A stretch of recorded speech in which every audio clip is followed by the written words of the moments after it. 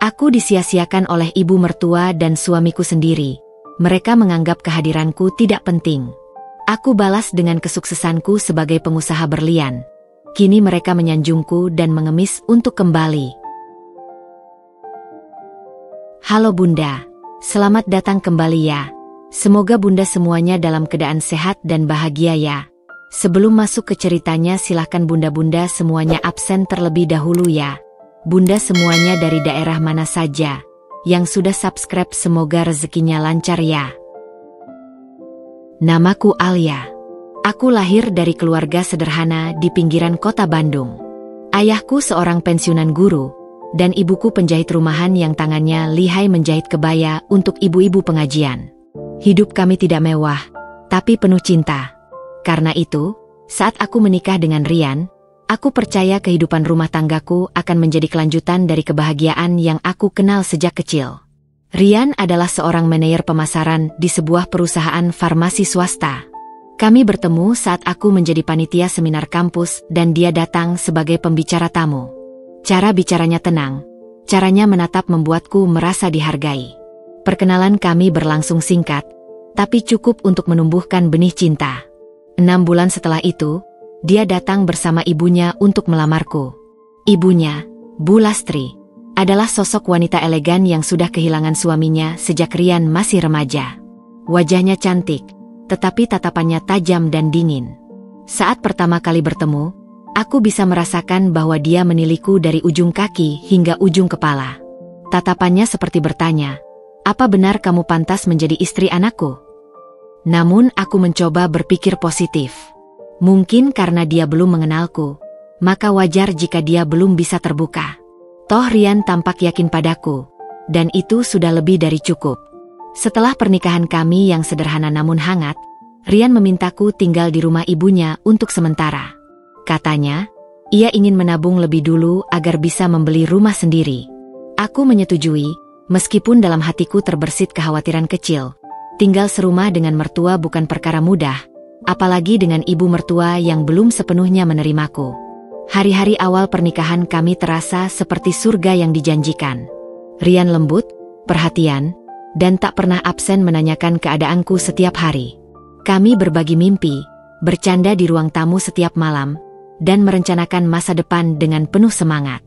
Aku percaya, inilah cinta yang akan bertahan sampai tua. Namun segalanya mulai berubah, perlahan, tapi pasti. Sikap Bu Lastri mulai terasa tajam. Setiap aku ingin membantu di dapur, ia akan berkata dengan nada dingin, "Kamu tahu cara masak rendang? Atau kamu cuma bisa masak mie instan saja?" Aku tersenyum dan mencoba bersikap biasa. "Saya mau belajar, Bu. Kalau Ibu bersedia mengajari, saya senang sekali." Tapi dia hanya mendengus pelan dan meninggalkanku berdiri sendirian di dapur.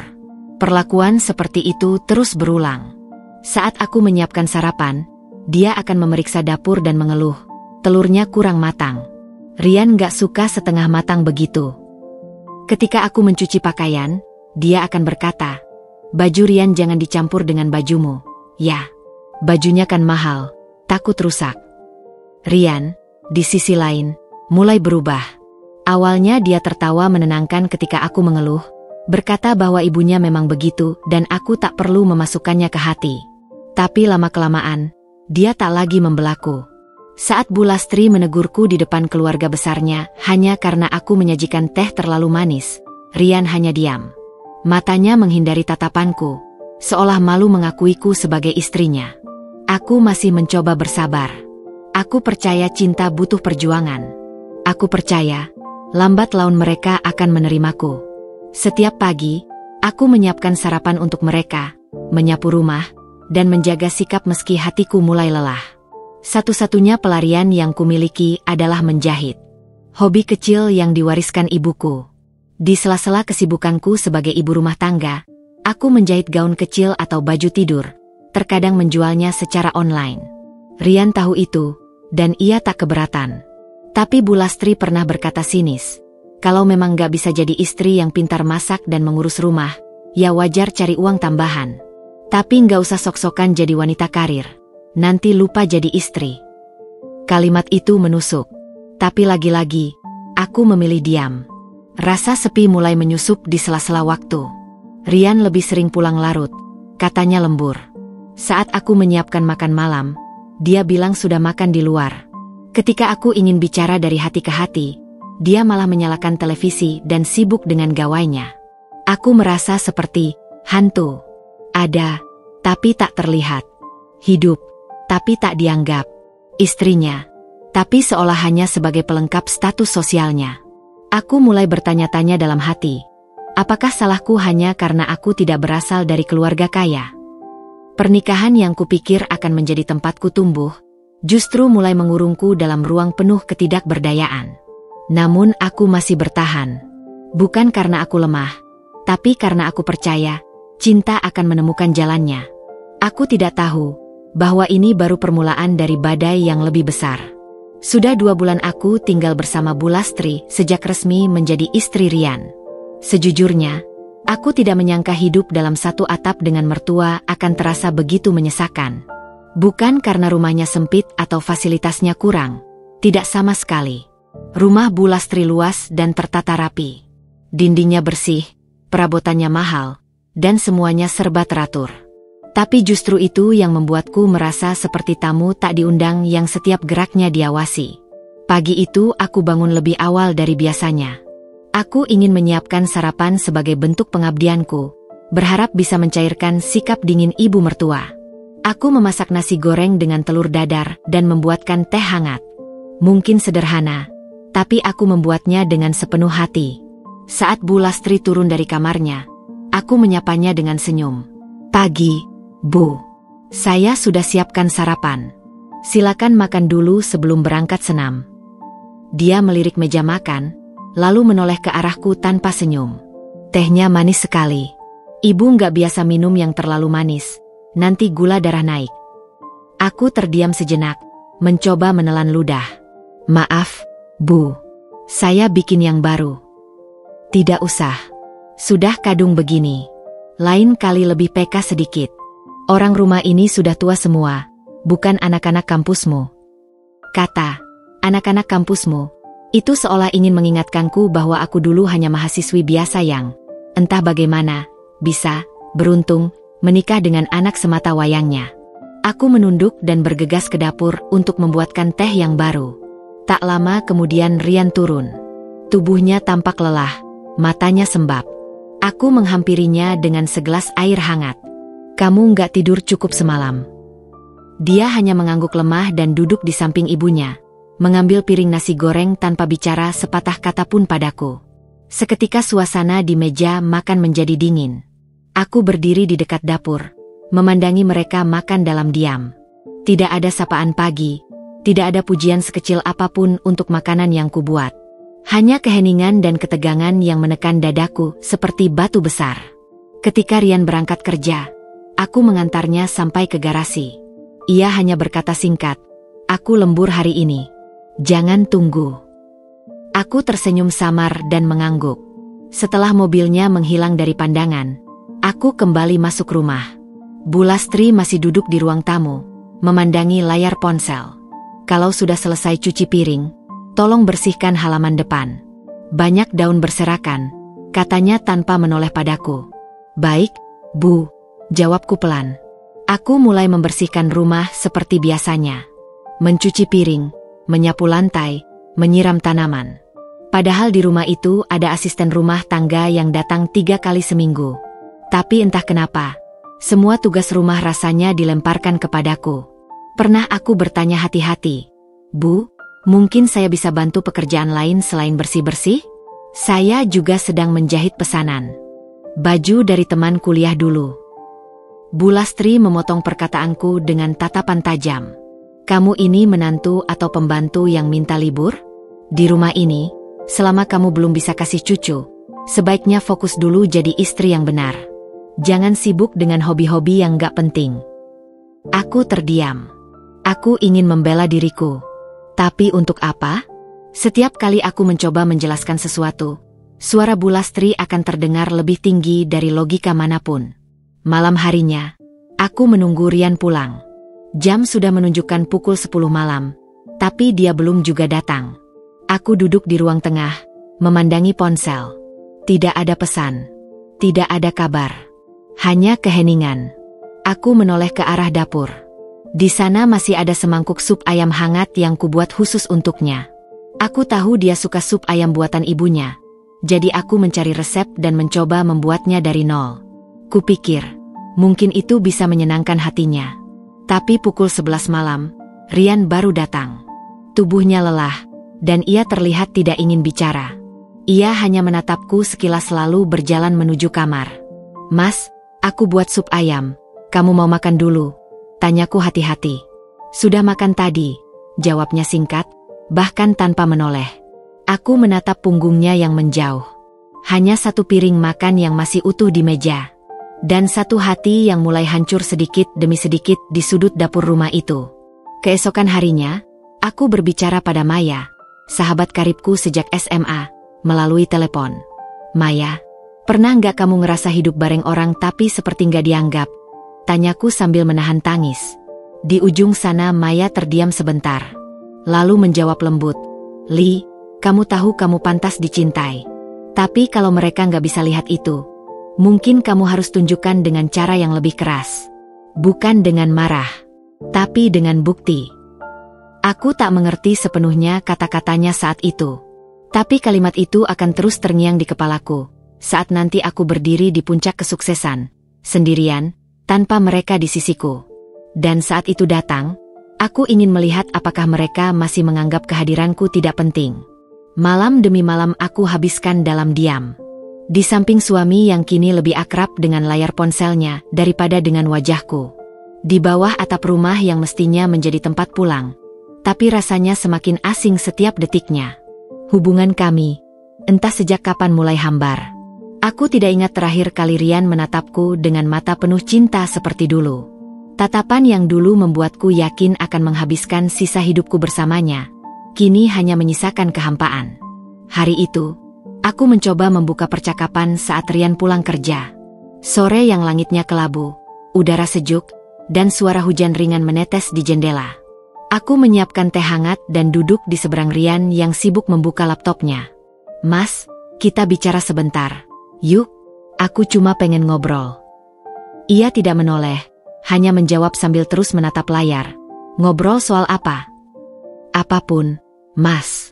Rasanya, akhir-akhir ini kita jarang sekali bicara. Kamu pulang malam terus, dan aku rindu obrolan kita dulu." Rian menghela napas berat. Ia menutup laptopnya, lalu menatapku, sekilas, tanpa ekspresi. "Alia, aku capek. Di kantor sudah cukup stres. Jangan ditambahin di rumah, ya?" Aku terdiam. Kata-kata itu menusuk. Aku tidak ingin membebani. Aku hanya ingin didengarkan. Tapi ternyata bahkan itu pun terlalu berat untuk dia beri. Seminggu kemudian, momen menyakitkan lainnya terjadi saat acara makan malam keluarga besar Bulastri. Sepupu-sepupu Rian berkumpul, termasuk Dira, wanita cantik dan elegan, yang ternyata adalah mantan kekasih Rian. Aku baru tahu dari salah satu tante yang tanpa sadar membocorkan fakta itu. Alia, kamu tahu nggak? Dira itu dulu calon mantu favorit Bulastri. Loh, sayang putus. Padahal cocok banget. Tapi ya, jodoh memang gak bisa dipaksakan, ya? Katanya sambil tertawa pelan. Aku hanya tersenyum hambar. Rian tidak menanggapi. Tapi yang menyakitkan, saat Bulastri justru menimpali dengan lantang. Iya, dulu si Dira itu cantik, pintar, dan dari keluarga terpandang. Paslah kalau jadi pendamping Rian. Kalau sekarang ya udahlah, mungkin takdir Tuhan berbeda. Seisi ruangan tertawa.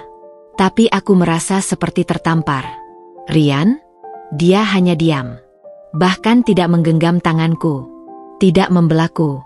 Tidak menatapku sama sekali. Dia duduk di samping Dira, yang dengan percaya diri memulai percakapan soal bisnis properti miliknya, yang katanya baru buka cabang di Bali. Semua mata kagum padanya. Sementara aku, istri sah yang duduk di ujung meja, seperti bayangan yang tidak diundang.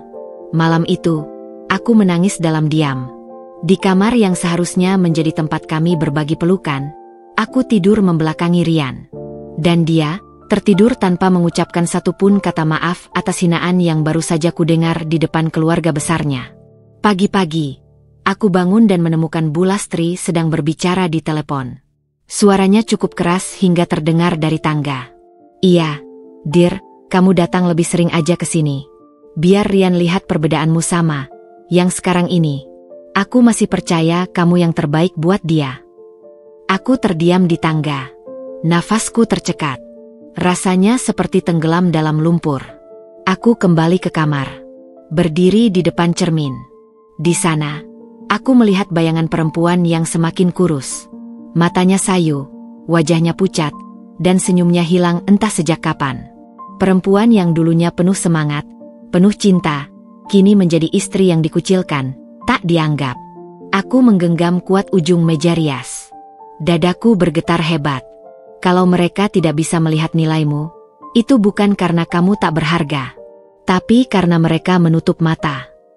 Suara Maya terngiang di kepalaku lagi. Aku sadar, aku harus berhenti berharap mereka akan berubah. Karena semakin aku berjuang, semakin aku diinjak. Hari-hari setelah itu seperti neraka kecil yang berulang. Dira semakin sering datang. Kadang membawa makanan kesukaan Rian. Kadang pura-pura membantu Bu Lastri di dapur, lalu menyindirku dengan kata-kata manis yang menyakitkan. Masakan Alia enak, ya, tapi kayaknya kamu lebih cocok jadi penjahit aja. Deh, bikin baju lucu-lucu gitu. Soalnya, kalau masak, biar ibu aja yang urus, katanya sambil tertawa pelan. Aku tersenyum palsu, tapi dalam hati aku menangis keras. Satu malam, aku menemukan Rian duduk di ruang tamu sambil berbincang lewat ponsel. Aku tak sengaja mendengar. Suaranya rendah, tapi jelas. Iya, Dir. Maaf aku belum bisa ketemu. Alia masih di rumah. Tapi aku pengen ketemu. Kok, aku juga kangen. Dunia seakan runtuh. Aku mundur perlahan, kembali ke kamar, lalu menutup pintu pelan-pelan. Kali ini, tangisku tak bisa lagi kutahan. Aku terisak keras di atas bantal. Bantal yang dulu basah oleh ciuman dan pelukan hangat, kini hanya menjadi saksi istri yang dihianati tanpa suara. Hari berikutnya, aku tidak memasak, tidak menyapu, tidak menyapa Bu Lastri. Aku duduk di kamar seharian, menjahit baju pesanan pelanggan online. Tanganku terus bergerak, hatiku kaku. Malamnya, Rian pulang dan melihatku masih duduk menjahit. Kamu ngapain? Masih main hobi jahit-jahitanmu itu? Rumah berantakan. Ibu sampai ngomel-ngomel tadi. Aku menoleh, menatapnya lekat. Mas, boleh tanya satu hal? Suaraku pelan tapi tegas. Apa? Kalau aku pergi dari rumah ini, kamu akan menyesal. Dia terdiam, tidak langsung menjawab. Lalu dengan nada datar, ia berkata, terserah kamu. Dan itulah kalimat paling menyakitkan yang pernah kudengar dari laki-laki yang dulu bersumpah akan menjagaku sampai mati. Rumah ini tak lagi seperti rumah. Setiap sudutnya hanya memantulkan gema ketidakpedulian. Aku bagai penghuni yang tak terlihat, berjalan di antara dinding-dinding, yang seolah membisikkan kalimat, kamu tak dibutuhkan di sini. Hari itu, Bu Lastri kembali mengadakan acara arisan di rumah. Sejak pagi, ia sibuk mengatur segalanya. Tapi seperti biasa, aku tidak diminta bantuannya. Bahkan tidak diberitahu. Aku baru tahu ketika suara ibu-ibu nyaring terdengar dari ruang tamu dan aroma kue-kue mahal memenuhi dapur. Aku membuka pintu kamar pelan-pelan dan berjalan ke ruang tengah. Saat kulihat Dira ada di antara para tamu, berdiri anggun dengan gaun pastel dan senyum penuh kemenangan. Aku mengerti, ini bukan sekadar arisan biasa. Ini adalah pertunjukan. Dan aku adalah boneka yang tak termasuk dalam skenario. Itu istrinya Rian ya? Bisik salah satu tamu, menatapku dengan senyum canggung. Bu Lastri segera berdiri dari sofa dan menghampiriku. Alia, kalau nggak ada urusan, kamu di kamar aja, ya. Ini arisan keluarga inti, katanya tegas dengan senyum palsu yang menusuk. Aku menatapnya beberapa detik. Jantungku berdetak cepat, tapi aku menunduk. Baik, Bu. Kupalingkan badan, dan kembali masuk ke kamar. Tapi sebelum pintu kututup, Aku sempat mendengar Dira tertawa sambil berkata, "Nggak apa-apa, Tante. Nanti kalau saya jadi bagian keluarga lagi, saya bantu atur arisan begini." Dan tawa Bu Lastri menyusul, renyah dan menyakitkan. Malamnya, suasana rumah kembali sepi.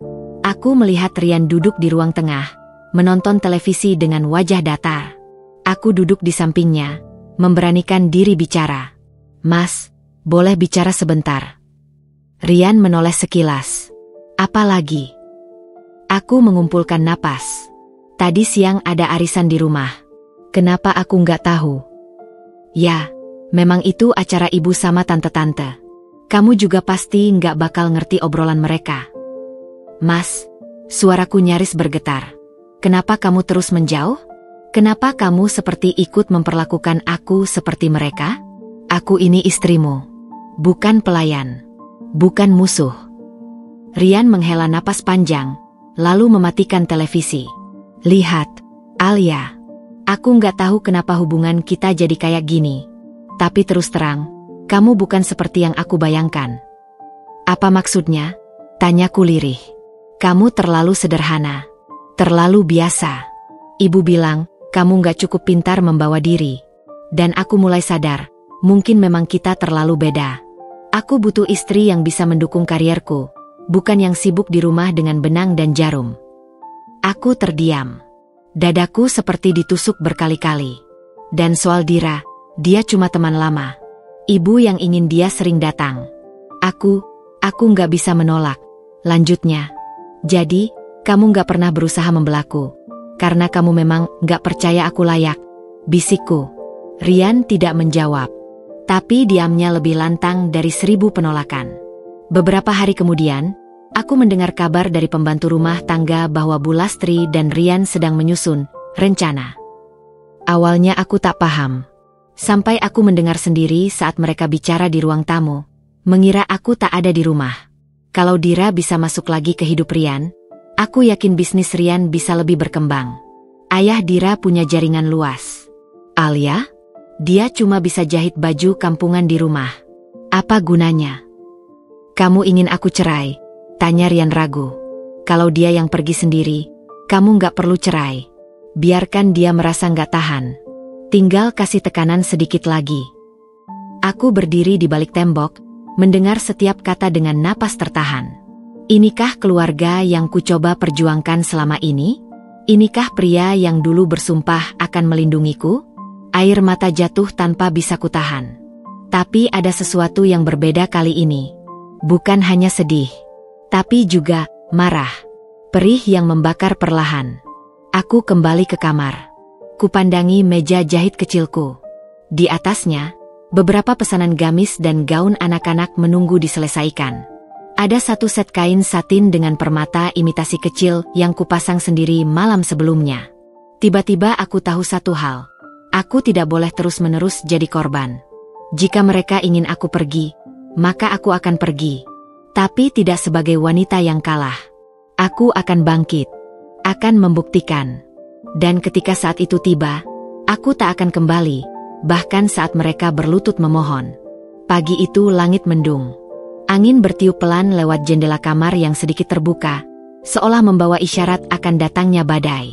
Aku bangun lebih awal dari biasanya, menyelesaikan beberapa pesanan jahitan yang sudah hampir jatuh tempo. Aku duduk di kursi kecil di pojok kamar. Tanganku bergerak cepat namun hati terasa berat. Wajah Rian dan Bu Lastri terus membayangi pikiranku. Kata-kata mereka malam itu masih bergaung seperti gema neraka. Tak lama kemudian, suara ketukan pintu menggema. "Masuk," ucapku, pelan. Pintu terbuka. Bu Lastri berdiri di ambang pintu, mengenakan daster mahal bermotif bunga, tangan kirinya menggenggam ponsel. "Bisa kamu bantu nyetrika baju pesta Rian? Dia ada undangan makan malam penting malam ini," katanya dingin, seperti biasa tanpa menyapaku sebagai menantu. Aku meletakkan kain yang sedang kujahit. "Baik, Bu." Saat hendak bangkit, ia melangkah masuk. "Oh iya, sekalian aku mau bicara," katanya sambil menatapku dari atas ke bawah.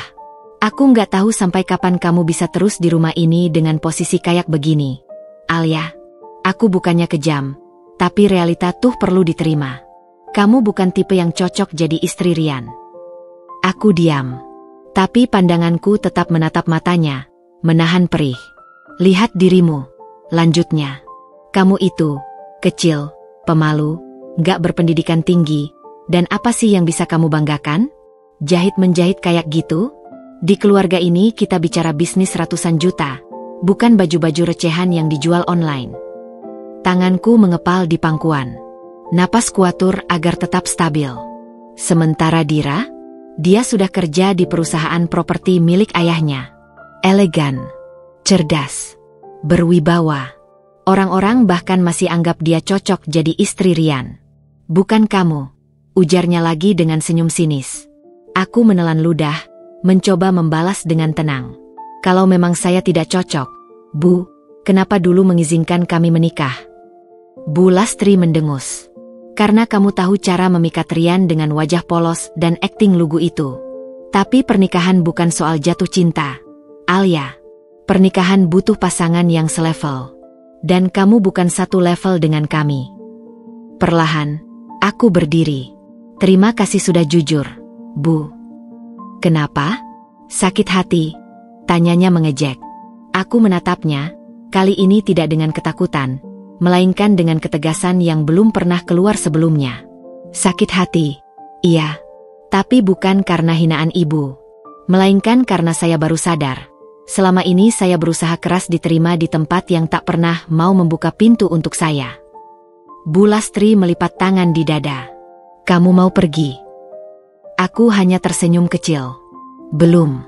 Tapi ketika saya pergi nanti, saya pastikan ibu akan melihat saya berdiri jauh lebih tinggi dari yang ibu bayangkan. Bu Lastri terkekeh, seperti tak percaya. Mimpi boleh tinggi, Alia. Tapi langit itu bukan untuk semua orang. Aku menatapnya dengan mata yang tenang, tapi penuh bara.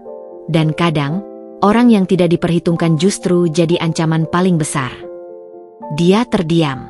Aku kembali duduk, mengambil kain dan benang di pangkuanku, seolah tak terganggu. Bu Lastri melangkah keluar kamar tanpa berkata apa-apa lagi. Tapi aku tahu, kata-kata barusan menyentuh sesuatu dalam hatinya. Dan disitulah aku tahu, saatnya benar-benar bersiap. Hari itu juga, aku mulai mencari peluang lebih luas. Aku mulai menghubungi teman-teman lama, termasuk Lina, teman semasa kuliah yang kini mengelola toko online fashion muslim. Aku menawarkan jasa desain dan jahitan secara freelance. Tanpa sepengetahuan siapapun di rumah itu, aku mulai menyisihkan penghasilan kecil demi membuka jalan baru. Aku juga mulai membaca dan menonton video tentang dunia perhiasan, batu permata, dan berlian. Dulu aku hanya tertarik karena melihat katalog-katalog Bu Lastri. Tapi kini, aku melihat peluang. Entah mengapa, ada suara kecil dalam hati yang terus berkata, bukan hanya bertahan, Alia. Kamu harus bangkit. Kamu harus menang. Dan aku bersumpah, luka hari ini akan menjadi bahan bakar untuk kebangkitanku. Malam itu, aku duduk di meja kecilku, menatap lembar-lembar pola baju yang baru saja selesai kugambar. Tanganku gemetar bukan karena lelah, tapi karena satu keputusan besar yang terus berputar dalam kepalaku. Aku harus pergi. Sudah cukup aku diam. Sudah cukup aku menunggu mereka melihat keberadaanku. Sudah cukup aku berharap cinta dari orang yang bahkan tak pernah menganggapku sebagai bagian dari keluarga. Aku ingin bebas. Aku ingin hidup. Tanpa suara, aku mulai mengemas pakaian ke dalam koper kecil. Tak banyak barang yang kubawa. Hanya baju seperlunya, alat jahit, dan satu set rancangan baju hasil desainku sendiri yang belum sempat kuperlihatkan pada siapapun. Di dalamnya, kuselipkan juga beberapa lembar uang dari hasil menjahit, tabungan diam-diamku selama ini. Tanganku sempat berhenti ketika melihat foto pernikahan di laci kecil. Aku dan Rian berdiri berdampingan. Aku tampak bahagia, polos, dan bodoh. Wajahku menyiratkan harapan akan kehidupan pernikahan yang hangat dan penuh cinta. Tapi kini aku sadar, itu hanyalah ilusi yang sengaja kutanam sendiri. Kupandangi foto itu dalam diam, lalu dengan tenang, kurobek perlahan. Bukan karena aku marah, tapi karena aku sudah tak mau lagi terikat pada masa lalu yang memenjarakanku. Sekitar pukul 5 pagi, aku berjalan keluar kamar. Rumah masih sunyi. Suara burung pagi terdengar samar di luar jendela. Aku sempat berdiri di ruang tengah, memandangi dinding tempat Bu Lastri menggantung foto-foto keluarga. Tak satu pun fotoku ada di sana. Aku bukan bagian dari mereka. Dan tidak akan pernah. Aku meninggalkan secarik surat di meja makan. Isinya singkat, hanya beberapa kalimat. Terima kasih atas segalanya. Aku memutuskan pergi. Bukan karena kalah, tapi karena ingin hidup tanpa luka yang terus-menerus kalian gores. Semoga kalian bahagia dengan pilihan kalian. Alia. Aku keluar dari rumah itu untuk terakhir kalinya, dengan satu langkah ringan, meski hati penuh sesak. Tak ada air mata, hanya udara dingin pagi yang menampar wajahku, menguatkan tekadku. Ini awal dari perjalananku. Aku menumpang di rumah Lina. Ia menyambutku dengan pelukan hangat dan tanpa banyak tanya. Kamu boleh tinggal di sini selama yang kamu mau, Alia. Aku tahu kamu bukan tipe yang mudah menyerah. Aku percaya kamu bisa bangkit, katanya. Dari kamar kecil di rumah Lina, aku mulai membangun segalanya dari nol. Aku menjahit pesanan non-stop, membantu Lina memproduksi busana muslim untuk pasar daring, dan pelan-pelan mulai menawarkan desain premium khusus untuk pelanggan yang ingin tampilan eksklusif. Uang hasil jahitanku kusisihkan sedikit demi sedikit. Lina juga mengenalkanku pada seorang pelanggan langganannya yang menjual aksesoris mewah dan batu permata imitasi. Aku mulai tertarik. Aku belajar tentang jenis-jenis permata, cara membedakan kualitas, hingga teknik memadukan batu dengan desain busana. Suatu hari, saat sedang mengemas pesanan, aku melihat bros kecil berbentuk bunga mawar dengan kristal bening di tengahnya. Tiba-tiba muncul ide gila di kepalaku. Bagaimana kalau aku mulai merancang busana eksklusif berhias permata? Dari situlah titik balik itu dimulai. Bukan hanya menjahit. Aku mulai merancang identitas baru untuk Alia. Bukan menantu yang disia-siakan, tapi desainer berlian masa depan. Malam-malamku kini diisi dengan desain, penghitungan modal, bahkan menonton kursus online gratis tentang manajemen usaha kecil. Setiap langkah kecil menjadi pijakan untuk sesuatu yang lebih besar. Dan di suatu malam, saat aku memandangi laptop dengan rancangan pertamaku yang bernuansa glamor sederhana, aku berbisik pada diriku sendiri. Hari ini aku bukan lagi korban. Hari ini, aku adalah awal dari kemenangan. Setiap pagi, aku bangun sebelum matahari naik. Di rumah Lina yang kecil tapi hangat, aku menggelar lembar-lembar kain di lantai ruang tamu yang disulap menjadi ruang kerja. Tak ada mesin jahit canggih, tak ada studio mewah. Hanya semangat dan cita-cita besar yang menempel di dadaku, seperti benang yang menempel erat pada jarum. Lina juga bekerja keras, menerima pesanan dari pelanggan tetapnya. Kami sering menjahit sambil berbagi cerita dan tawa, meski dalam hati aku menyimpan luka yang masih terasa nyeri. Tapi kini aku belajar mengubah luka itu jadi bahan bakar, bukan beban. Setiap malam, setelah semua pesanan selesai, aku menyendiri di kamar dan mulai merancang. Aku mulai menciptakan konsep yang belum banyak dijamah pasar menengah. Busana muslim elegan dengan sentuhan batu permata. Bukan permata asli, tentu saja, tapi yang memiliki kilau serupa. Bros, kristal kecil, dan hiasan manik yang disusun seperti mahkota. Aku menyebutnya glam modest. Awalnya aku hanya berani membuat 3 set. Ketiganya ku gantung di dinding kecil dalam kamar. Lalu aku foto dengan pencahayaan seadanya. Aku unggah ke akun media sosial baruku yang kuberi nama Alia Radiance. Caption pertamaku sederhana. Busana bukan sekadar pakaian. Ia adalah cerita dari luka, bangkit, dan percaya diri. Inilah koleksi pertamaku. Limited, dibuat dengan tangan dan harapan. Aku tidak berharap banyak. Namun 2 hari kemudian, notifikasi pertama masuk. Pesanan dari seorang wanita bernama Vina, dari Surabaya. Ia memesan 1 gamis biru tua dengan hiasan bros kristal di dada dan lengan rendah. Aku membaca pesannya berulang kali. Tanganku gemetar, tapi hatiku berdebar hangat. Ini dia, keringat pertama. Aku menjahit gamis itu sendiri selama 2 hari. Bahkan kupasang label kecil buatan tangan bertuliskan Handmade by Alia Radiance. Ku kemas dengan rapi, ku tambahkan kartu ucapan terima kasih, dan mengirimnya lewat ekspedisi tercepat yang mampu kubayar. Tak lama setelah itu, Vina mengunggah hasil fotonya di Instagram, menandai akun kecilku. Komentarnya memuji desain dan detailnya yang unik. Dalam waktu seminggu, aku menerima 6 pesanan baru. Aku hampir tak percaya. Suatu malam, saat Lina pulang dari belanja bahan, ia melihatku sedang menangis sambil memeluk info C pengiriman. "Alia, kenapa kamu nangis?" tanyanya panik. Aku tertawa di sela tangis. Aku baru dapat orderan dari pelanggan luar Jawa. Dari Makassar. Ini pertama kalinya aku dapat pesanan sejauh itu. Lina ikut memelukku. "Lihat kan, aku bilang kamu pasti bisa. Ini baru awal." Hari-hari berlalu, dan akun Alia Radianche mulai dilirik. Beberapa influencer modest fashion lokal mulai mengikuti. Salah satu di antaranya adalah Tasya Kirana, seorang selebgram modest fashion dengan lebih dari 200.000 pengikut. Tasya mengirim DM yang membuat jantungku hampir berhenti. "Hai Alia, aku suka banget konsep busana kamu. Ada koleksi yang bisa aku bantu promosikan?" Aku langsung membalas dengan sopan dan penuh semangat. Dalam waktu seminggu, aku mengirimkan 2 desain terbaikku. Beberapa hari kemudian, Tasya mengunggah fotonya mengenakan desainku, lengkap dengan tag dan caption pujian. Boom! Order masuk bertubi-tubi. Aku bahkan tak sempat tidur seharian karena menjawab DM dan menyusun pesanan. Lina harus memanggil 2 tetangganya untuk bantu menjahit bagian sederhana. Keuntungan bersih pertamaku, Rp3.500.000. Jumlah yang mungkin terlihat kecil, tapi untukku itu adalah bukti nyata dari keringat dan tekad.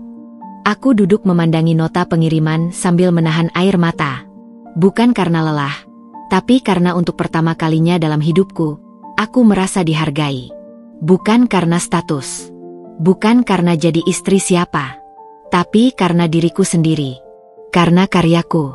Karena usahaku. Dan malam itu, aku menulis di buku harian kecilku.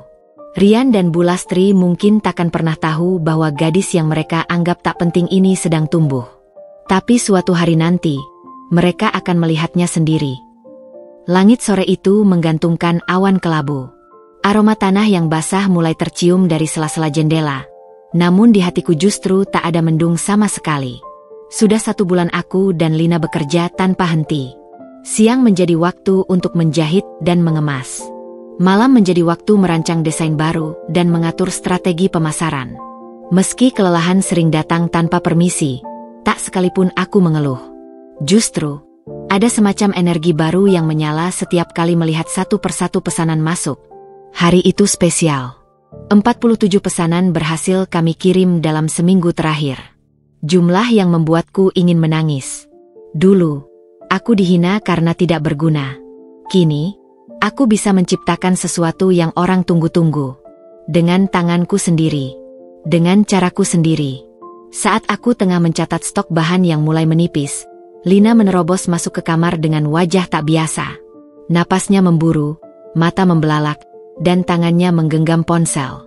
"Alia, kamu harus lihat ini sekarang juga," katanya sambil menunjuk layar ponselnya padaku. Aku mengambilnya dengan bingung. Di layar itu terpampang jelas halaman dari situs fashion ternama, Fashion Muslimah ID. Judulnya membuat jantungku seolah berhenti berdetak.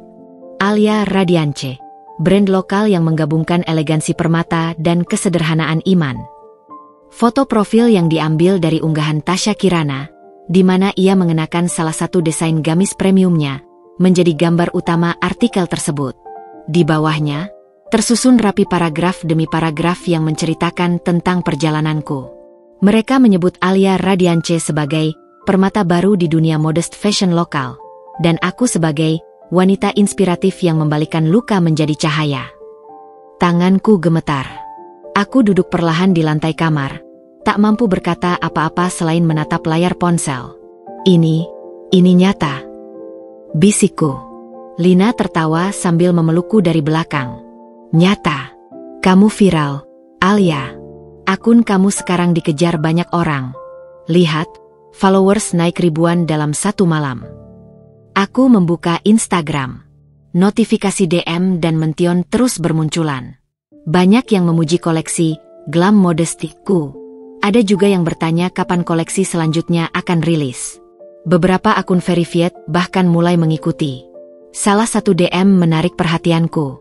Datang dari Hana Putri, editor fashion digital yang sering bekerja sama dengan brand besar seperti Zaskia Sungkar dan Ria Miranda.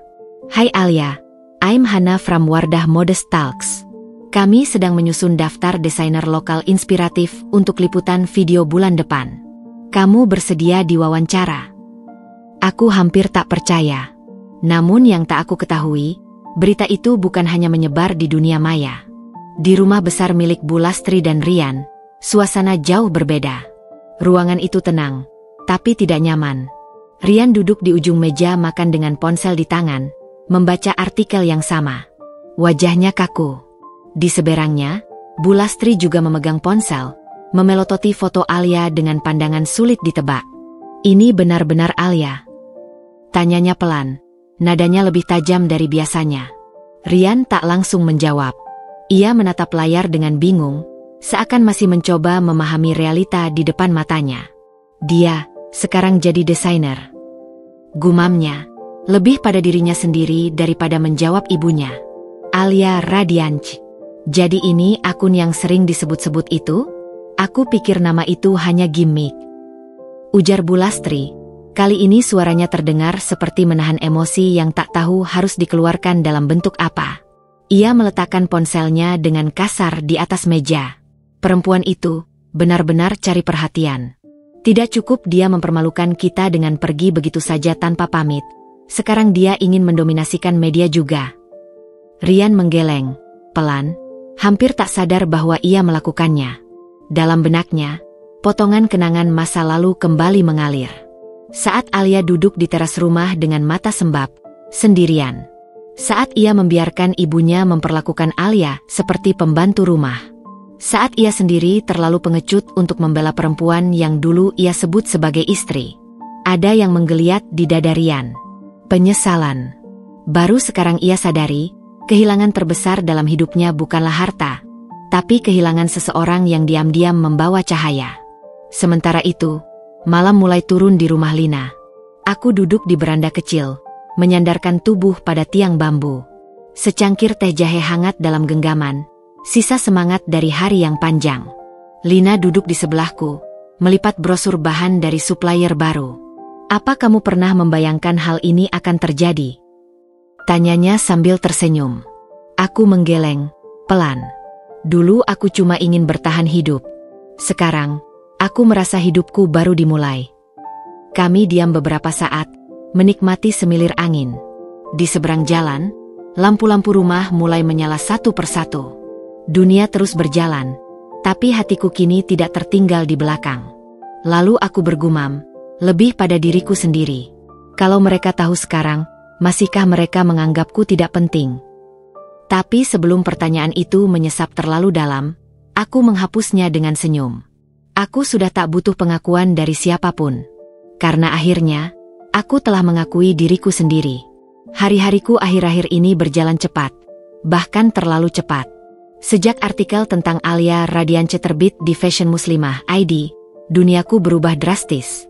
Inbox emailku dipenuhi pesan dari brand, editor fashion, dan media komunitas. Tidak hanya dari Indonesia, tapi juga dari Malaysia, Singapura, bahkan satu permintaan datang dari Dubai. Terkadang aku masih merasa seperti bermimpi. Aku yang dulu disuruh menyapu halaman, sekarang diminta jadi narasumber seminar internasional. Aku yang dulu ditertawakan karena tidak bisa apa-apa, kini dianggap sebagai simbol inspirasi perempuan mandiri. Aku seharusnya bahagia. Dan memang, sebagian besar diriku bersyukur, bersukacita, bahkan sempat menangis haru. Tapi pagi itu, ada yang berbeda. Aku membuka laptop seperti biasa, mengecek laporan penjualan dan jadwal pengiriman. Saat hendak menutup tab email, sebuah pesan baru masuk dengan notifikasi berbunyi pelan, hampir tidak kentara. Tapi cukup untuk membuatku mematung ketika melihat siapa pengirimnya. Simbol email admin@lastrigroup.co.id. Aku membeku selama beberapa detik. Ada jeda panjang sebelum aku berani mengkliknya. Undangan dari masa lalu. Kepada YTH, Ibu Alia Rahmawati. Dengan hormat, Kami dari Panitia Lastri Foundation ingin mengundang Anda sebagai tamu kehormatan dalam acara tahunan bertajuk Malam Amal untuk Pendidikan Perempuan Indonesia. Kalender Sabtu, 15 Agustus 2025. Jam 7 pukul 19 WIB. Pakupin Bundar Ballroom Crystal Garden, Jakarta Selatan. Nama Anda telah kami usulkan karena dianggap sebagai salah satu tokoh muda yang merepresentasikan perjuangan, keteguhan hati, dan pemberdayaan perempuan di Indonesia. Semoga kehadiran Ibu Alia dapat menginspirasi para tamu dan menjadi bagian dari perubahan positif yang kami perjuangkan. Hormat kami, Panitia Lastri Foundation. Tanganku gemetar saat selesai membacanya. Tidak karena terharu, tapi karena kenangan lama tiba-tiba membanjir seperti air pasang yang membobol bendungan. Lastri Foundation, nama yayasan yang dibentuk Bu Lastri, mantan mertuaku, yang dulu hanya kulihat dari balik tirai rumah. Tempat acara mewah dan foto-foto sosialita berlangsung. Saat aku masih jadi menantu, tidak berguna. Mereka bahkan tidak pernah membiarkanku menghadiri acara keluarga kecil. Sekarang mereka mengundangku sebagai tamu kehormatan? Aku nyaris tertawa miris. Lina yang masuk membawa 2 gelas teh jahe melihat ekspresi wajahku yang berubah. Ada apa, Alia? Aku menyodorkan layar laptop padanya tanpa berkata apa-apa. Setelah membaca, alis Lina langsung bertaut. Mereka ngundang kamu? Serius? Setelah semua yang mereka lakukan dulu. Aku hanya mengangguk pelan. Lina mendengus. Kok bisa-bisanya mereka mikir kamu bakal iyain undangan ini? Lalu ia menyipitkan mata. Atau, ini bukan undangan. Ini jebakan. Malam harinya aku termenung sendiri di kamar. Email itu masih terpampang di layar laptop. Kubaca ulang berkali-kali. Setiap kalimat terasa manis, sopan, penuh penghormatan. Tapi aku tahu, ini bukan sekadar formalitas. Ini adalah pengakuan diam-diam dari mereka bahwa aku sekarang diperhitungkan. Namun, kenapa mereka mengundangku? Apakah benar-benar karena niat baik? Atau karena ingin menggunakan namaku untuk menambah citra yayasan? Mungkin mereka ingin memperlihatkan bahwa mereka mendukung perempuan tangguh. Padahal dulu, mereka sendiri yang menginjakku sampai rata. Tapi yang membuat hatiku semakin berat adalah, kenapa aku ingin datang? Tidak, bukan karena ingin diterima kembali.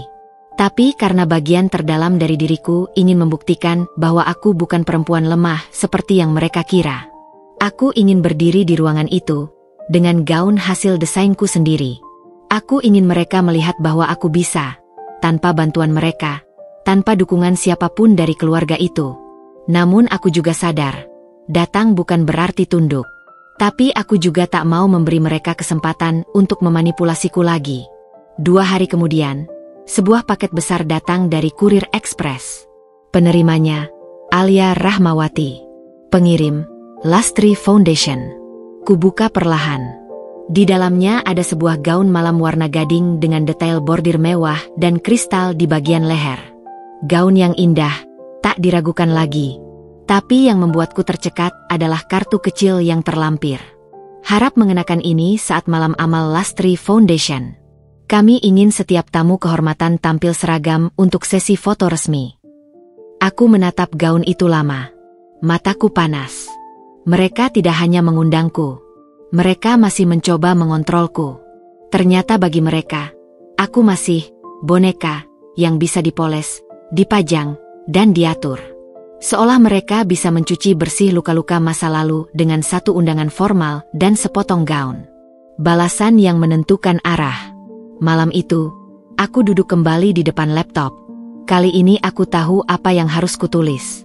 Dengan tenang, ku ketik email balasan. Kepada Panitia Lastri Foundation. Terima kasih atas undangan yang diberikan. Saya merasa terhormat atas apresiasi yang disampaikan. Dengan ini saya menyatakan bersedia hadir dalam acara malam amal untuk pendidikan perempuan Indonesia. Namun, untuk busana, saya akan mengenakan karya rancangan saya sendiri dari Lini Alia Radiance, sebagai wujud kemandirian saya sebagai desainer dan sebagai perempuan. Hormat saya, Alia Rahmawati. Aku menekan tombol kirim. Dan saat email itu meluncur ke server tujuan, aku tahu satu hal. Aku tidak sedang membalas dendam. Aku hanya sedang menunjukkan bahwa aku tak bisa lagi dikendalikan. Mereka akan melihatku berdiri tegak di atas panggung mereka. Tapi kali ini, dengan pijakan yang kubangun sendiri. 15 Agustus 2025. Hari yang sebelumnya hanya sebatas kalender, kini menjadi panggung takdirku. Di luar, hujan turun pelan, mengetuk kaca jendela dengan irama yang seolah menyanyikan lagu masa lalu. Tapi di dalam diriku, badai yang lebih besar sedang menggulung. Aku berdiri di depan cermin, mengenakan gaun biru safir rancangan tanganku sendiri. Dihiasi detail kristal Swarovski di bagian pinggang dan lengan, sederhana tapi kokoh. Gaun ini bukan sekadar pakaian malam. Ia adalah pernyataan. Aku bukan lagi Alia yang dulu diinjak-injak oleh mertua dan suami. Aku kini adalah pemilik panggungku sendiri. Lina mendekat dari belakang, menyentuh lenganku dengan senyum bangga. Kamu kelihatan luar biasa. Kamu siap. Aku menarik napas dalam-dalam. Aku harus siap. Mobil hitam berhenti di depan Crystal Garden Ballroom, tempat acara amal diselenggarakan. Cahaya lampu dari dalam ruangan menyemburat keluar seperti aura kemewahan.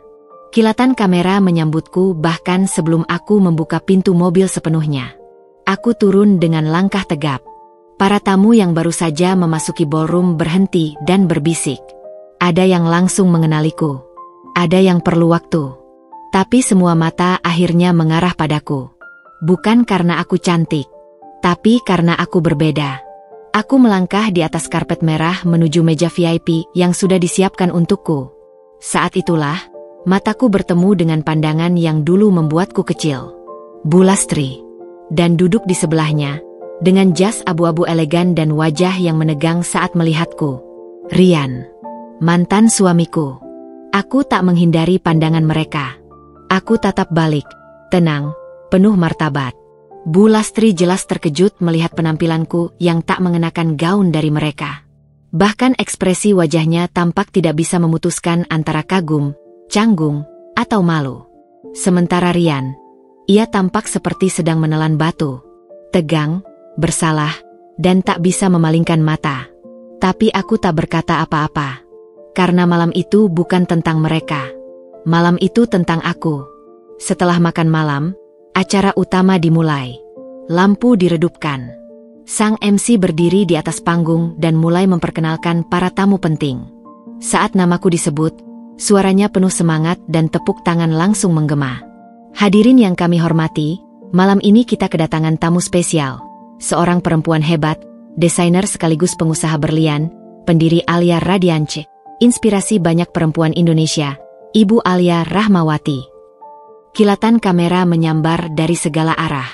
Aku bangkit berdiri dan berjalan menuju panggung. Setiap langkahku terasa seperti membungkam tahun-tahun penghinaan, ejekan, dan pengabaian yang dulu mereka lemparkan padaku. Kini aku berdiri di atas panggung yang dulu kutonton dari dapur. Aku berdiri di depan mikrofon, menarik napas pelan, lalu memulai.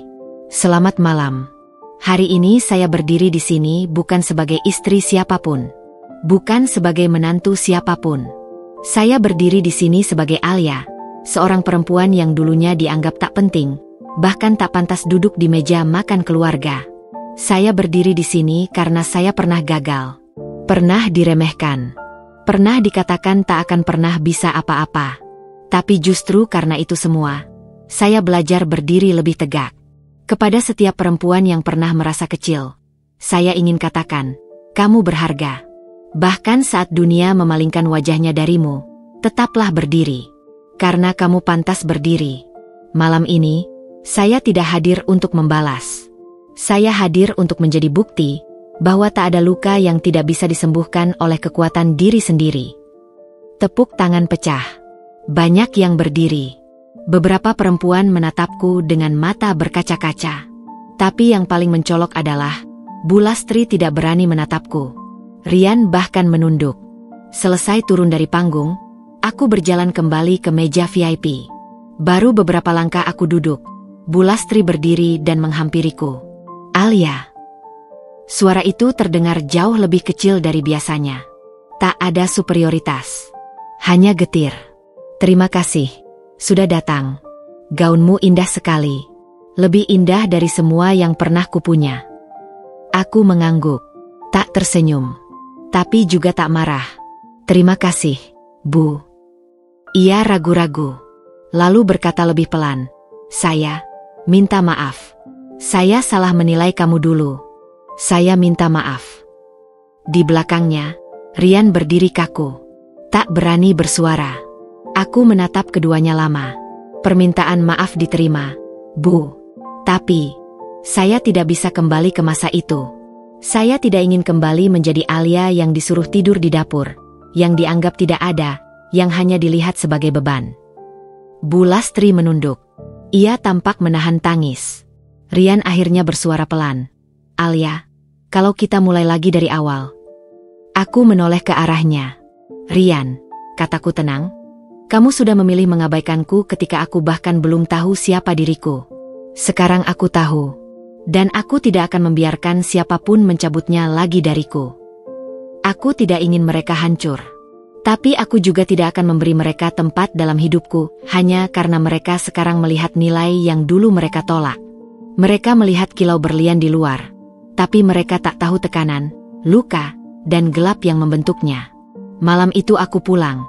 Bukan sebagai tamu kehormatan mereka, tapi sebagai diriku sendiri. Dan untuk pertama kalinya sejak pernikahan yang pahit itu berakhir, aku merasa utuh. Hari-hari setelah acara amal itu seharusnya menjadi masa tenang.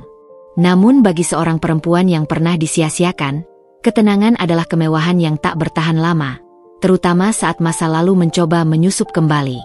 Beberapa hari setelah acara, pesan pertama masuk. Bu Lastri. Alia, Ibu ingin bertemu. Ada yang ingin Ibu sampaikan langsung. Boleh kita ngopi bareng kapan-kapan? Aku membaca pesan itu sambil duduk di butikku yang tenang. Di hadapanku, para staf tengah menyusun katalog desain perhiasan baru untuk koleksi Rebirth. Koleksi yang kutujukan khusus untuk perempuan yang pernah jatuh dan memilih bangkit. Kupandangi pesan itu lama. Lalu, kuletakkan ponsel tanpa membalas. Keesokan harinya, Rian menghubungi. Kali ini lewat telepon. Lina melihat layar ponselku yang menyala dan melirik dengan alis terangkat. Dia lagi, katanya pendek. Aku mengangguk. Lalu, entah karena ingin tahu atau ingin menyelesaikan semuanya, aku angkat. Halo. Suara di seberang terdengar ragu, gugup. Alia, aku tahu aku nggak punya hak apa-apa lagi. Tapi, bisakah kita ketemu? Aku cuma ingin bicara. Satu kali saja. Untuk apa? Tanyaku datar. Aku cuma mau minta maaf. Benar-benar minta maaf. Dan aku masih merasa kita belum selesai. Aku masih punya perasaan. Aku terdiam. Rian, kataku pelan. Kamu baru punya perasaan setelah semua orang menyanjung aku. Setelah kamu lihat aku bisa sukses tanpa kamu. Tapi waktu aku duduk sendirian di kamar kontrakan sempit, kamu bahkan gak mau dengar aku nangis. Aku tahu, aku salah, gumamnya. Tapi, waktu itu aku bingung. Aku ditekan ibu terus, aku gak kuat. Dan kamu pilih diam. Kamu pilih tunduk. Sekarang kamu mau bilang kamu masih punya perasaan? Sayang, cinta gak datang hanya saat seseorang sudah jadi berlian. Cinta sejati ada saat seseorang masih berupa batu kasar. Klik. Aku menutup telepon. Tak menangis. Tak marah. Hanya hening. 3 hari kemudian, Bu Lastri datang ke butik.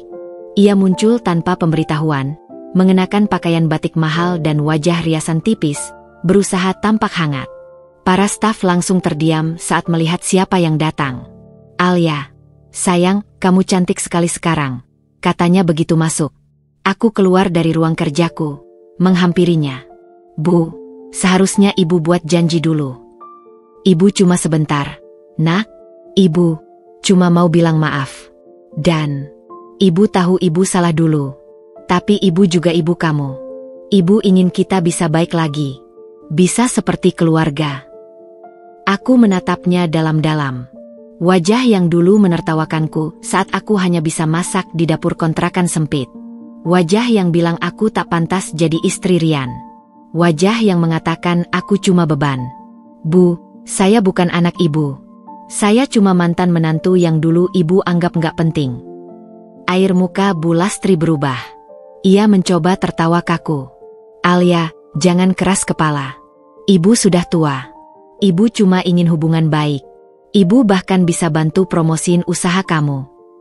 Aku tersenyum tipis. Usaha saya berdiri bukan karena promosi siapapun. Saya tidak butuh koneksi ibu. Saya sudah cukup. Dia terdiam. Tangannya gemetar sedikit saat memegang tasnya. Seperti tak terbiasa ditolak. Kalau begitu, bolehkah ibu titip salam untuk kamu lewat Rian? Dia masih sayang sama kamu, nak. Dia bahkan mimpiin kamu terus. Bu, kataku lembut tapi tegas. Salam saya untuk Rian. Semoga dia bahagia dengan pilihannya. Tapi saya sudah tak ingin kembali. Aku menoleh ke Lina. Tolong temani ibu keluar, ya. Malamnya aku duduk sendiri di balkon apartemenku. Jakarta berkilau dengan lampu-lampunya yang tak pernah tidur. Kupandangi langit malam. Dulu aku menunggu pengakuan dari mereka. Menunggu mereka sadar. Menunggu mereka meminta maaf. Tapi sekarang, ketika semua itu datang, aku sadar. Aku sudah tidak membutuhkannya. Permintaan maaf memang penting. Tapi penghargaan terhadap diriku sendiri jauh lebih penting. Rian dan Bu Lastri bukan musuhku. Mereka adalah guru paling kejam dalam hidupku, yang mengajariku arti harga diri dengan cara yang paling menyakitkan. Kupikir setelah ucapan maaf yang tertolak dengan anggun, semuanya akan berhenti. Tapi ternyata, masa lalu tidak selalu tahu malu. Mereka mengetuk pintu yang kututup, mencoba membuka jendela yang telah kupaku, dan akhirnya, menerobos lewat dinding rapuh kenangan yang dulu pernah kuhuni. Pancingan bertopeng bisnis. Semuanya bermula dari undangan gala perhiasan prestisius di Singapura, di mana aku terpilih menjadi salah satu keynote speaker mewakili brand lokal Asia yang sukses menembus pasar internasional. Sebuah kehormatan besar. Butikku, Alia Radiance, bahkan menjadi salah satu highlight utama dalam booklet resmi acara.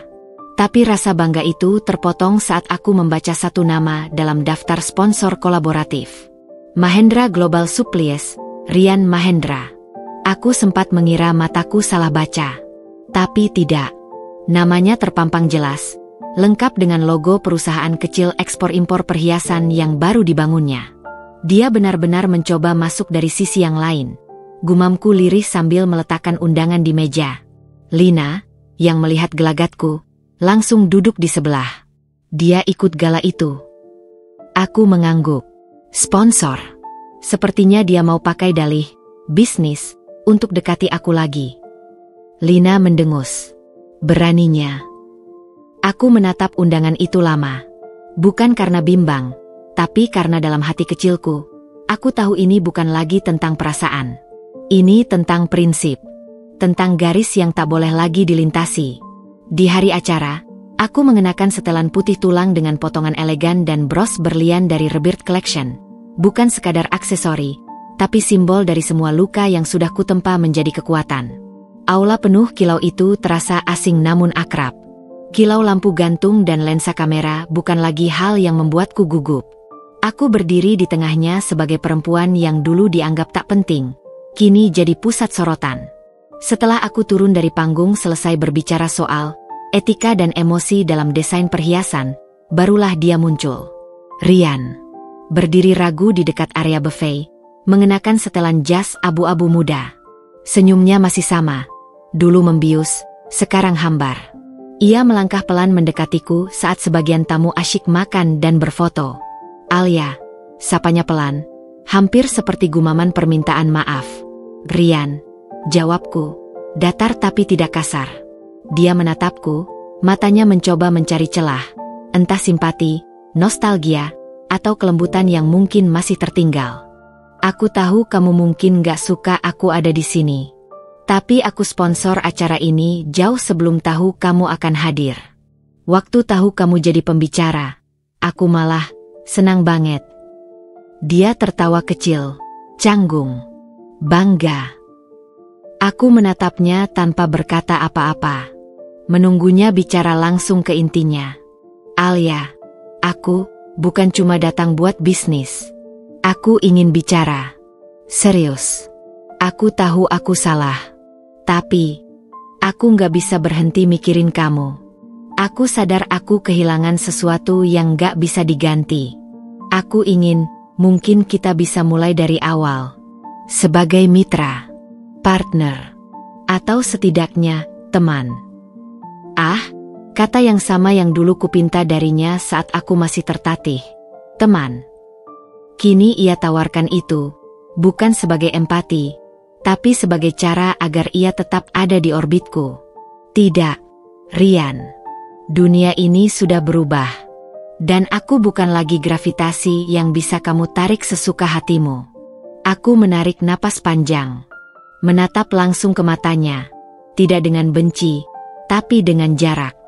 Rian, kamu dulu membiarkan aku sendirian saat semuanya runtuh. Kamu membiarkan ibumu menginjak harga diriku, menudingku tak becus jadi istri, menghina keluargaku. Dan kamu diam. Aku tahu, gumamnya, aku pengecut. Bukan cuma pengecut. Kamu menertawakanku waktu aku belajar jualan dari dapur sempit kontrakan. Sekarang kamu datang, bukan karena cinta, tapi karena aku berdiri sendiri. Ia menunduk. Jemarinya menggenggam gelas wine seolah ingin lari dari tatapanku. Aku bukan batu yang kamu injak dulu. Aku berlian yang kamu buang sebelum sempat kamu lihat kilauku. Tapi kilau ini bukan untuk menyilaukanmu kembali. Aku memberi jeda. Memberi ruang pada kata-kataku untuk menancap dalam. Kalau kamu benar-benar mencintaiku, kamu tak akan membiarkan aku pergi waktu itu. Sekarang kamu datang. Bukan karena cinta, tapi karena aku menang. Aku tidak benci kamu, Rian. Tapi aku juga tidak menyesal melepaskanmu. Dia menggigit bibirnya. Matanya mulai merah, tapi aku tak iba. Semoga kamu bahagia. Tapi bukan denganku. Dan bukan di lingkaranku. Aku membalikkan badan, meninggalkannya berdiri di tengah aula dengan sorot lampu yang seolah membongkar semua topeng yang ia kenakan. Hari itu, aku bukan hanya berkata, tidak, pada cinta lama. Aku berkata, ya, pada versi diriku yang dulu sering dikhianati. Di pesawat pulang, Lina menatapku diam-diam. Gila, kamu elegan banget tadi. Aku tersenyum kecil. Aku cuma jujur. Gak nyesel nolak dia. Aku menatap jendela pesawat, melihat awan yang berarak. Kalau aku terima dia lagi, aku akan mengkhianati perempuan yang pernah duduk sendirian di lantai dapur, menjahit sambil nangis karena disindir mertuanya. Lina tersenyum, menggenggam tanganku. Dan untuk pertama kalinya, aku tahu, aku benar-benar sembuh. Kadang, ia berkelok, menurun. Menyisakan ruang bagi bisikan kecil untuk menyelinap dan bertanya. Apa kamu benar pantas ada di sini? Apa semua ini bisa hilang besok? Dan itulah yang kutemui minggu berikutnya, saat dunia yang kubangun mulai goyah, bukan oleh orang, tapi oleh resiko besar dan rasa takut lama yang belum sepenuhnya kubenamkan. Pekan itu, Alia Radiance tengah mengerjakan proyek ekspor perdana ke Dubai, kolaborasi dengan rumah mode Timur Tengah yang tertarik pada koleksi Nafas Nusantara, perhiasan bertema tradisi Indonesia dengan sentuhan modern. Sudah 6 bulan persiapan, desain, lisensi, legalitas, pengiriman batch pertama, semua tampak mulus. Hingga email itu datang. Kami mendapat laporan bahwa beberapa unit koleksi Borneo Flame mengalami retak halus di permata tengah. Ini bisa berdampak pada keseluruhan brand value Anda di kawasan kami. Kami harap Anda dapat menjelaskan dalam 48 jam. Tanganku bergetar. Laporan dari klien sebesar itu bisa menjadi badai reputasi internasional. Apalagi jika media ikut mencium isu kerusakan produk mewah yang belum lama diperkenalkan. Aku mengurung diri di ruang kerja. Lina terus mengetuk pintu. Tapi aku hanya berkata, nanti. Di depan cermin, aku menatap diriku. Dandananku masih sempurna. Gaun satin ungu gelap dari Paris masih terbungkus di tubuhku. Tapi dalam bayangan di cermin, aku melihat diriku yang dulu. Alia yang dulu menangis di dapur kontrakan. Alia yang dulu dituding tak bisa mengurus rumah. Alia yang tak bisa menyenangkan suami. Alia yang katanya hanya bisa mengeluh, tak layak jadi istri. Suara di kepala itu kembali, meski samar. Mungkin semua ini hanya keberuntungan. Mungkin kamu gak sehebat itu. Kamu bukan pengusaha sungguhan. Cuma mantan istri yang kebetulan berhasil. Kalau semua ini runtuh, kamu balik jadi siapa? Hatiku sesak. Aku takut. Takut gagal. Takut kembali menjadi tidak penting. Takut mendengar tawa meremehkan Bu Lastri lagi, entah nyata atau imajiner. Malam itu, aku menelepon Dina, mentor dan investor pertamaku yang kini tinggal di London. Suaranya tenang, tegas seperti biasa. Alia, kamu bukan pengusaha yang baru tumbuh karena keberuntungan. Kamu sukses karena kerja keras dan karakter. Tapi yang paling penting, kamu berani. Itu kekuatanmu. Tapi kalau benar produkku rusak, apa itu semua hilang? Tidak. Karena kamu tidak dinilai dari satu kesalahan. Kamu dinilai dari bagaimana kamu menyelesaikannya. Aku terdiam. Dina melanjutkan, ingat ya, banyak pengusaha besar yang gagal di proyek ke-10 mereka. Tapi mereka tetap besar, karena mereka nggak lari. Kamu juga jangan lari dari bayanganmu sendiri. Malam itu aku tak tidur. Tapi aku tak menangis. Aku bekerja. Pagi harinya, aku memimpin rapat khusus dengan tim produksi dan legal. Kami menelusuri laporan klien Dubai, menemukan penyebabnya. Salah satu pemasok permata dari Myanmar ternyata mengirimkan batch kualitas di bawah standar. Tanpa menyalahkan siapapun, aku ambil alih tanggung jawab penuh. Kami kirim pernyataan resmi, menawarkan penggantian batch secara gratis, plus konsultasi desain ulang dengan bonus eksklusif. Aku sendiri menulis surat permintaan maaf profesional yang ditandatangani langsung olehku. 2 hari kemudian, balasan datang dari Dubai. Kami menghargai kejujuran dan respons cepat Anda. Masalah ini ditangani dengan sangat baik. Kami justru semakin percaya pada brand Anda. Aku menghela napas lega. Dan aku tahu, aku baru saja menang atas ketakutanku sendiri. Lina datang membawakanku kopi. Kamu tahu? Kamu keren banget. Kalau itu aku, mungkin udah kabur ke Bali. Aku tertawa pelan. Aku sempat pingin kabur juga, Lin. Tapi kemanapun aku pergi, rasa takut itu ikut. Jadi lebih baik aku hadapi sekarang. Dan di dalam diriku, aku mendengar suara yang lain. Bukan suara ketakutan, tapi suara tegas dan jernih yang berkata, aku bukan lagi perempuan yang harus membuktikan nilai pada orang lain. Aku tahu nilainya sekarang. Dan aku menjaganya sendiri. Langit mendung sore itu bukan hanya latar biasa. Ada sesuatu dalam udaranya yang berat, seolah semesta tahu bahwa masa lalu sedang meniti langkahnya menuju masa kini. Aku sedang meninjau revisi desain koleksi Larasati, perhiasan dengan sentuhan motif batik dari Jepara, ketika Lina berlari kecil masuk ke ruang kerjaku. Wajahnya pucat. Alia, ada tamu. Tapi kamu harus tahu ini bukan tamu biasa. Aku menatapnya sebentar, lalu berdiri perlahan. Siapa? Tanyaku, setengah curiga, setengah pasrah. Lina menelan ludah. Bu Lastri. Darahku serasa berhenti mengalir. Namanya saja cukup untuk membangkitkan seluruh trauma dan luka yang pernah kukubur dalam-dalam. Butik kami sore itu sepi.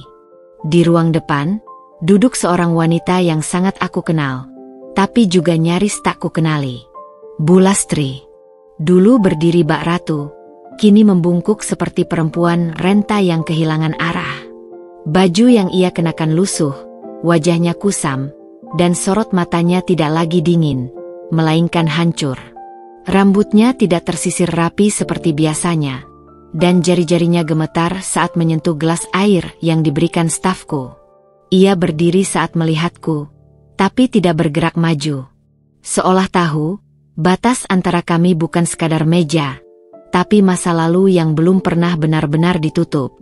"Assalamualaikum," ucapnya pelan, hampir tak terdengar. Aku mengangguk. "Waalaikumsalam, Bu." Ia duduk kembali, tapi tidak bicara. Matanya berkaca-kaca, tapi ia menahan airnya, seperti ingin menunjukkan bahwa sisa harga dirinya belum habis. Saya datang bukan untuk menyusahkan kamu, Alia," katanya akhirnya, suaranya parau. "Tapi saya gak punya siapa-siapa lagi." Aku diam. Saya tahu saya bukan orang baik. Saya keras sama kamu dulu.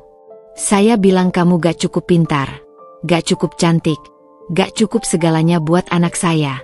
Saya menyesal. Aku menatap wajahnya. Bukan untuk mencari tanda kebohongan, tapi untuk menemukan apakah ada kejujuran dalam luka itu. Saya dulu pikir, kamu cuma beban.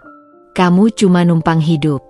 Tapi ternyata, saya yang selama ini terlalu buta melihat. Ia menutup wajahnya sejenak, menahan tangis. Sekarang, Rian bahkan gak bisa bantu. Bisnisnya anjlok. Saya gak punya rumah lagi.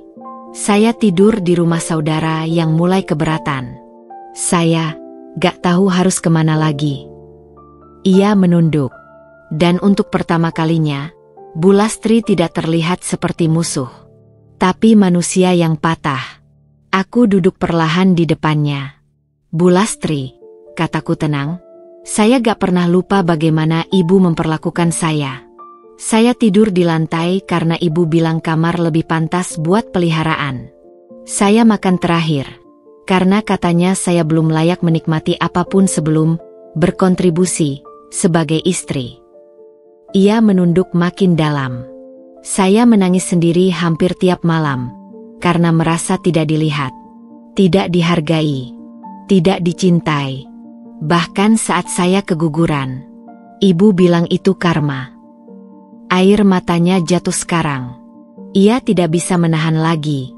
Saya salah, Alia. Saya terlalu congkak. Saya pikir saya lebih tahu segalanya. Aku menghela napas. Saya bisa saja menolak Bu sekarang.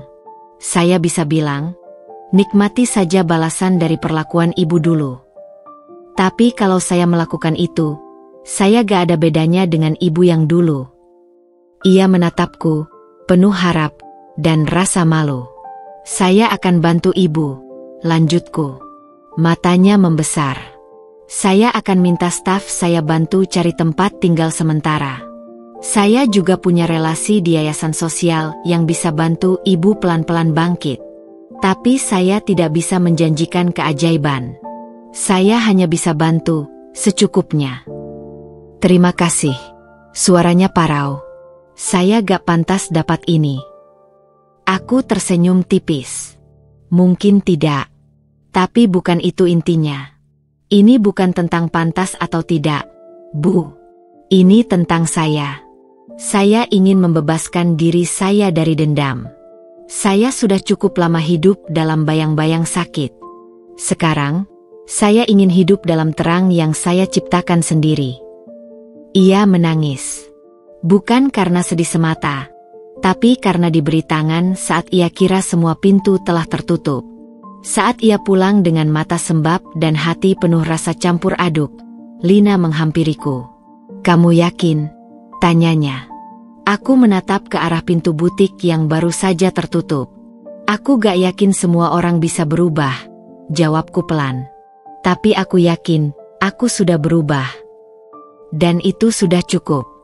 Karena hari ini, aku bukan lagi Alia yang memohon dipahami. Aku adalah Alia yang memilih siapa yang pantas diberi tempat, dan siapa yang cukup diberi doa. Hidupku kini tidak lagi ditentukan oleh darah, tapi oleh kasih." Setelah sekian lama, Aku memutuskan untuk melanjutkan langkah ke tempat yang tak pernah dulu kubayangkan. Menjadi seorang ibu, lewat jalur adopsi. Namanya Kirana, usia 4 tahun. Kulitnya sawo matang, rambutnya keriting lembut, dan tatapan matanya sangat mirip diriku di masa kecil. Takut, tapi ingin percaya. Aku menemukannya di sebuah program anak asuh dari yayasan kecil di luar Jakarta. Pertemuan pertama kami hanya 10 menit. Tapi aku tahu, ada sesuatu di antara kami yang melekat. Bukan sekadar empati, tapi rasa ingin menyembuhkan satu sama lain. Lina sempat bertanya, "Kamu yakin siap jadi ibu?" Dan aku menjawab jujur, "Aku nggak yakin. Tapi Kirana pantas punya seseorang yang mencoba." 3 minggu setelah proses adopsi awal dimulai, di hari Minggu sore yang tenang, suara bel rumah membuat jantungku tiba-tiba berdebar. Lina sedang keluar membeli kebutuhan Kirana. Aku membuka pintu sendiri. Dan di sanalah dia, Rian. Berdiri dengan wajah yang jauh lebih tua daripada terakhir kali kulihat. Rambutnya mulai menipis, matanya sembab tapi masih hangat, dan tangannya menggenggam sesuatu. Boneka beruang kecil berwarna coklat muda. Aku tahu itu bukan miliknya. "Alia," katanya pelan. "Boleh aku masuk sebentar?" Aku berdiri diam selama 3 detik. Lalu membuka pintu. Bukan karena aku rindu, tapi karena aku tahu aku kuat. Kami duduk di ruang tamu kecil. Hanya beberapa langkah dari ruang bermain Kirana yang penuh warna. Rian memegang boneka itu erat. Aku dengar, "Kamu sedang dalam proses adopsi," katanya pelan. Aku mengangguk. "Dari siapa kamu tahu?" Ia menatapku sejenak. "Dari ibu." Dia cerita. Dia bilang, "Kamu jauh lebih baik dari yang pernah ia bayangkan." Aku mengangkat alis, sedikit sinis. "Aku nggak butuh validasi dari Bu Lastri." "Aku tahu," katanya, pelan. "Tapi aku datang bukan untuk bicara soal ibu. Aku datang untuk minta kesempatan." Aku diam. "Kesempatan apa?" Ia menarik napas panjang. "Aku gak mau minta kamu kembali. Aku tahu aku sudah lewat batas. Tapi, aku dengar kamu akan jadi ibu. Dan aku ingin jadi bagian dari itu. Bukan sebagai suami, tapi sebagai ayah. Jika kamu izinkan." Kalimat itu membuatku membeku. Ayah? Untuk Kirana? Anak yang bukan darahnya? Setelah ia meninggalkan aku saat aku kehilangan bayi kami dulu? Hatiku berdegup cepat. Tapi aku tidak menjawab. "Belum." Rian menunduk. "Aku tahu kamu mungkin marah. Mungkin kamu mikir aku cuma numpang momen. Tapi waktu aku tahu kamu mau jadi ibu dari anak yang bukan kamu lahirkan, aku sadar. Kamu udah tumbuh jauh di atas siapapun yang pernah aku kenal." "Dan kamu ingin apa?" tanyaku, datar. "Datang, bawa boneka, lalu disebut ayah?" Semudah itu. Ia menggeleng. "Aku siap jalani prosesnya. Aku mau ikut kelas parenting, konsultasi psikolog, apapun yang kamu butuh. Aku gak mau ganti tempat siapapun. Aku cuma ingin diberi ruang. Sekecil apapun." Aku menatapnya lama. Di satu sisi, hatiku sudah lama tidak bergetar untuk Rian. Tapi di sisi lain, Kirana belum pernah punya figur laki-laki yang aman. Apakah itu bisa datang dari orang yang pernah menyakitiku paling dalam? Atau apakah itu justru membahayakan luka Kirana? Aku berdiri, pelan. "Rian," ucapku, "dulu, kamu pergi saat aku hancur. Kamu memilih diam saat aku ditampar kenyataan dan ibu kamu. Sekarang kamu datang, membawa kata-kata yang penuh kesadaran. Tapi bukan itu yang membuat orang jadi ayah." Dia menunduk. Seorang ayah bukan hanya hadir. Dia bertahan, melindungi, dan tidak meninggalkan. Lalu aku berkata, "Jika kamu sungguh ingin ada di kehidupan Kirana, Bukan aku yang harus kamu yakinkan, tapi dia.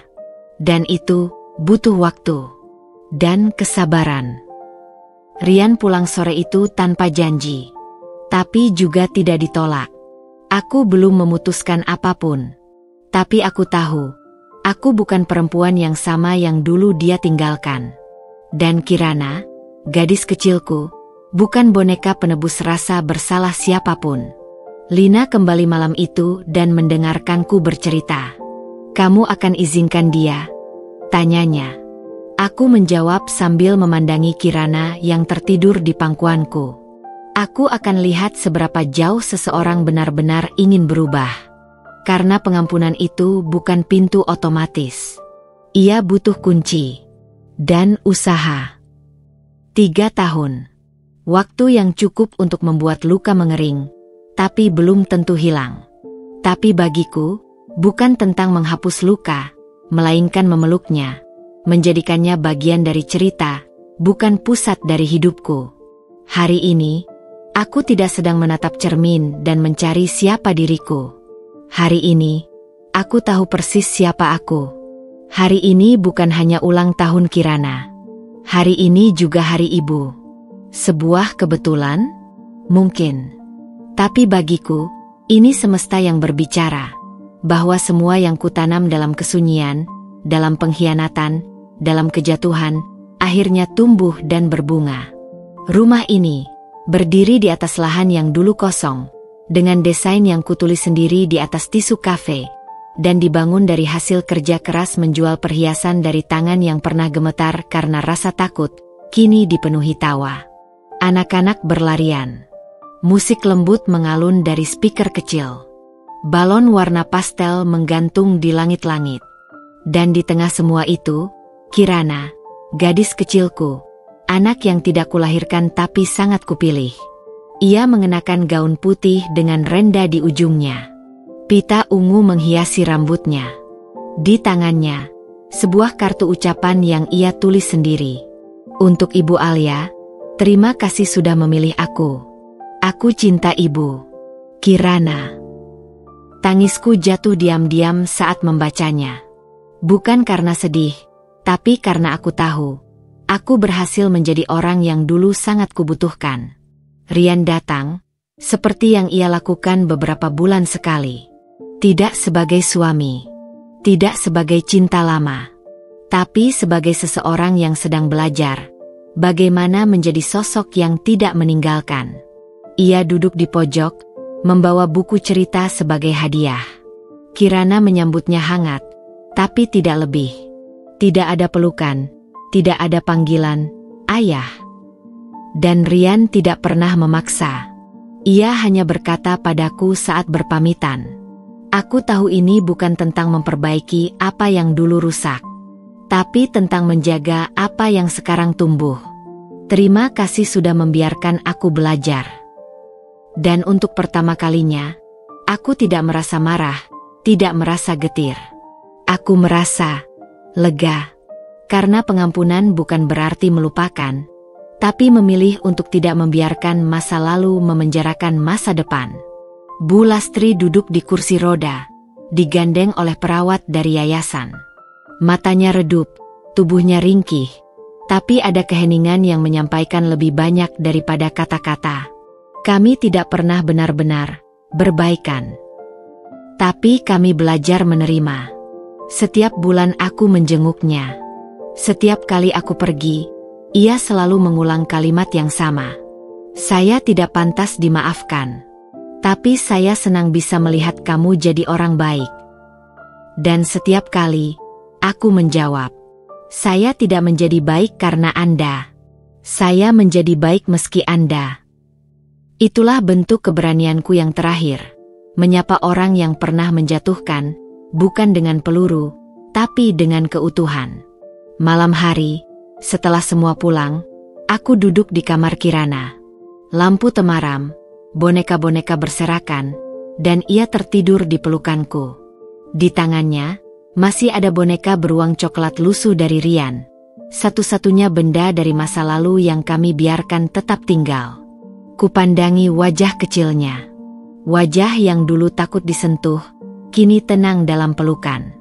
Dulu sunyi, kini cerewet dan penuh tawa. Dulu merasa tak berarti, kini tahu bahwa ia layak dicintai. Dan aku adalah saksi dari semua transformasi itu, sekaligus bagian dari keajaibannya. Aku membisikkan doa. Tuhan, terima kasih sudah mengizinkanku belajar menjadi ibu. Tidak karena rahimku, tapi karena keberanianku mencintai. Banyak orang bilang cahaya akan datang setelah gelap. Tapi aku tidak percaya itu sepenuhnya benar. Karena terkadang, kita harus menciptakan cahayanya sendiri. Dari luka yang dirawat. Dari keputusan untuk tidak membalas. Dari keberanian untuk memilih hidup yang berbeda, meski sendirian di awalnya. Kini aku tidak hanya dikenal sebagai Alia, pengusaha perhiasan yang sukses. Atau Alia, mantan istri Rian. Atau Alia, menantu yang dulu disia-siakan. Kini aku dikenal sebagai satu nama yang sangat sederhana, tapi penuh makna. Ibu. Dan untukku, itu adalah identitas tertinggi seorang perempuan. Kisah ini bukan hanya tentang Alia. Ini tentangmu, yang pernah dianggap tidak penting. Yang pernah diremehkan, diabaikan, dikhianati. Tapi kamu tetap di sini. Kamu tetap bangun pagi. Kamu tetap menyisir rambutmu dan mencoba lagi. Kamu tetap memeluk anakmu. Kamu tetap bermimpi diam-diam. Dan karena itu, kamu juga layak menyebut namamu dengan bangga. Namaku, perempuan. Dan aku tidak akan didefinisikan oleh siapa yang pergi, tapi oleh siapa yang tetap bertahan, diriku sendiri.